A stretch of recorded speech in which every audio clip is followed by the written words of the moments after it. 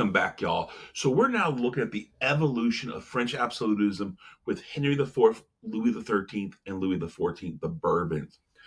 More than likely, this next chunk of lecture will only focus on Henry IV and Louis XIII, because Louis XIV deserves his own part. And I think that areas has some confusion.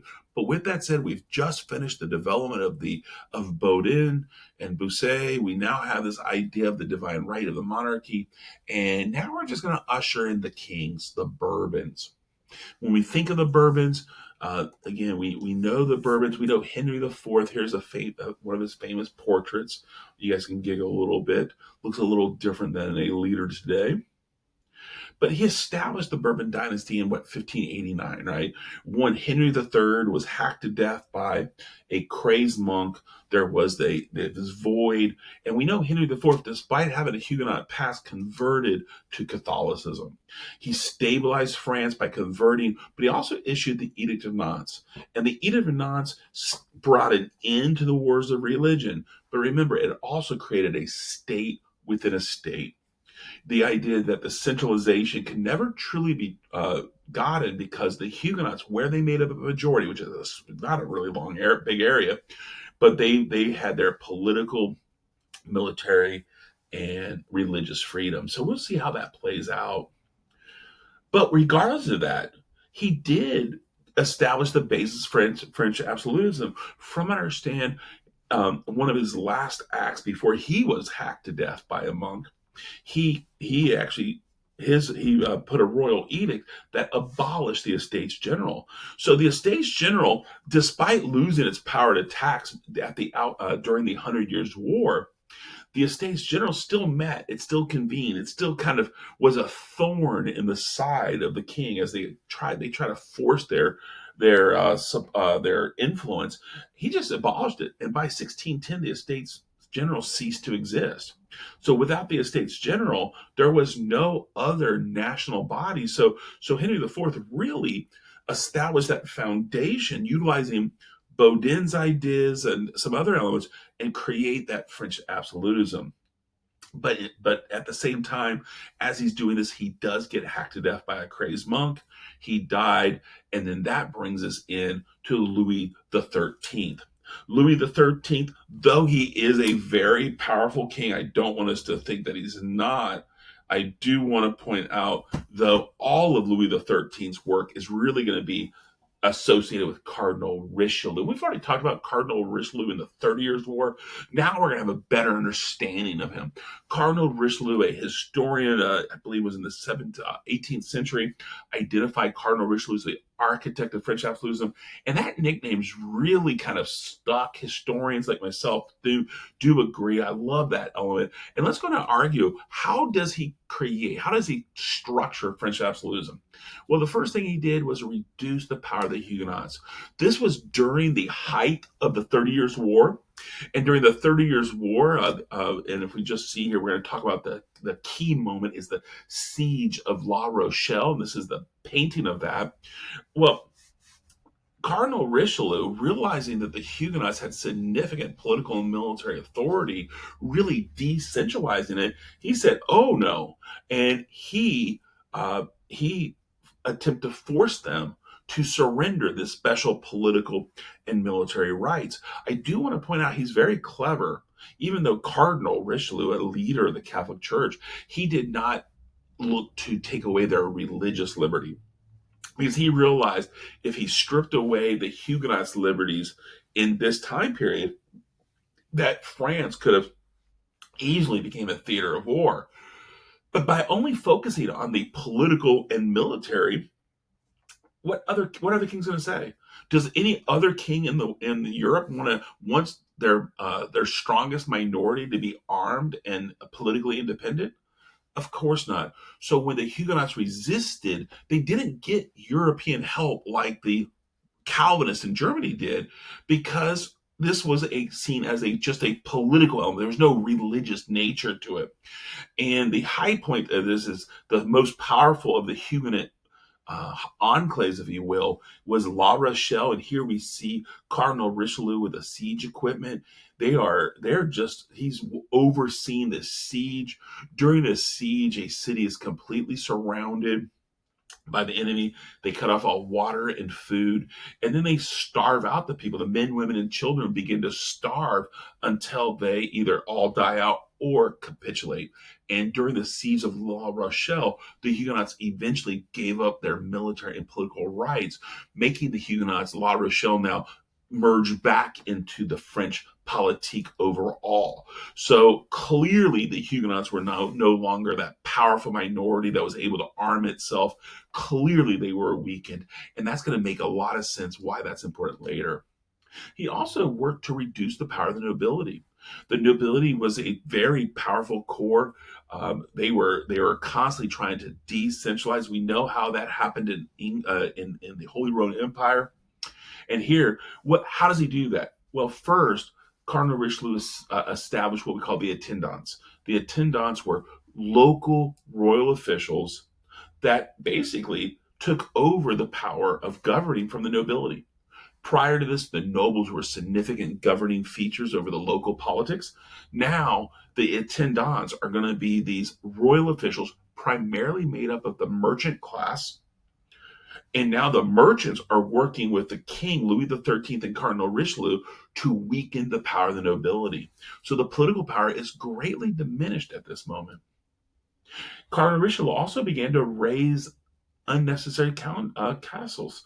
That word raised with a Z means to tear down, to bring down. And as he raises these castles, because really castles are not as important in this time period because of the advent of gunpowder, at least the interior castles. So he raised them so that they would be able to utilize that land for farming and other elements. Now, all of a sudden, when you raise these castles, the military power of the nobles are gone.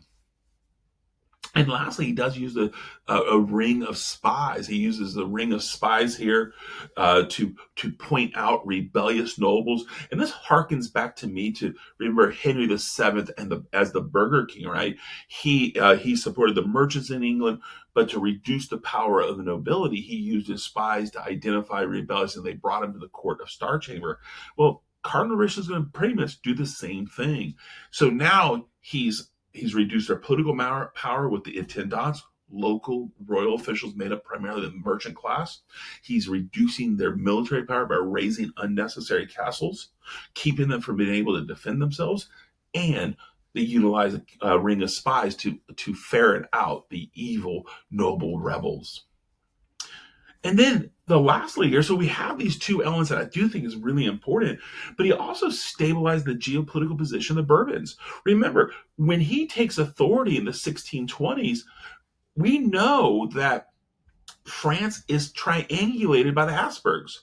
The Spanish Habsburgs not only had Spain, but they had significant land in Italy as well as in the Netherlands.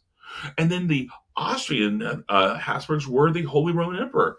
So now Bourbon France easily could get popped like a pimple, but through his work, by engaging in the 30 Years' War, by utilizing French resources to emerge here, we see that at the outcome with the Peace of Westphalia, the Bourbon France becomes the most powerful state. Despite Cardinal Richelieu and Louis XIII dying during the 1640s prior to the end of this war, the work he's done clearly has established a stable monarch. And I think that's important for you to understand before we go to the next slide. But what we see here, Cardinal Richelieu reduced the power of the Huguenots, reduced the power of the nobility, and diplomatically reduced the power of the Habsburgs, clearly making Bourbon France the most powerful absolute monarchy. We are going to step into the reign of Louis XIV. It's not the age of Louis XIV, because when Louis XIII died, Louis XIV, I believe, was the grandson, maybe great grandson, because Louis XIII had outlived at least his son. So now in the 1640s, we have a baby king. And this is that stress of centralization. Think about the nobility. They've lost much of their liberty. They're frustrated. The French people have seen their children going to war. The 30 Years' War, in some ways, is very similar to the Bourbons, as maybe the 100 Years' War was to Valois dynasty. We're seeing this element in which we clearly can be on the verge of another major civil war. Well, fortunately for the French kings, it's going to be a more of a minor skirmish, and that's going to be the Fronde. I know that Dr. Spavogo talks about the first Fronde and the second Fronde. We're not going to get into the minutia of that. We're just going to collectively call it the Fronde. And from 1649 to 1653, we're going to have a rebellion called the Fronde. I think I'm not memorizing those years, but 1649, right after 1648, the 30 Years' War has now been completed. That pressure of the war is over with, and it creates a civil unrest. Well, this civil unrest will happen for a couple reasons. One reason, baby Louis. Baby Louis the 14th is baby. He's not a full-grown man. He's not going to be able to assert his authority. So this is a great time that they can either kidnap Louis the 13th, 14th, or even kill Louis the 14th. The nobles can gain their power, liberty back. So the French nobility are attempting to regain their lost liberties as baby Louis the 14th reigned. And it's really important that you understand this. They're frustrated because of the 30 Years' War. They're frustrated because of the lost liberties. And this becomes a really significant moment. And remember, this is happening at the exact same time as the English Civil War is ending. So again, there's a lot of similarities to this area. We could spend hours, but we're not going to. I want to spend a click now. But a lot of things were happening during this time period. We see the frustration of the Bourbon policies, but the results are striking. The French nobility tried to convey to the French people that they represented their liberty. Similar to Parliament, right? Parliament in England. Well, unfortunately for them, the French nobility lost credibility. As rumors began that they tried to slaughter a baby king, the French people said, wait a minute, is the nobility the way to go? At the outcome, they're going to do it. And that the long-term stress, when Louis XIV, he will never trust Paris again. But before we move here, and I do notice that it's not on my slide, I hope you have in your notes Cardinal Mazarin. Cardinal Mazarin was the regent for baby Louis XIV, and he's in this painting right here, over here. This is Cardinal Mazarin, so please make sure you know his name, Mazarin. Cardinal Mazarin is the one who protected baby Louis. Not only did he protect baby Louis by helping baby Louis escape the high point of the Fronde, Cardinal Mazarin also ended the Fronde and conveyed to the French people that baby Louis alone was the best to rule. And I want to point out, Louis XIV would never, ever, ever, ever trust Paris again. And that's going to be important when we build a new palace. I'm going to pause here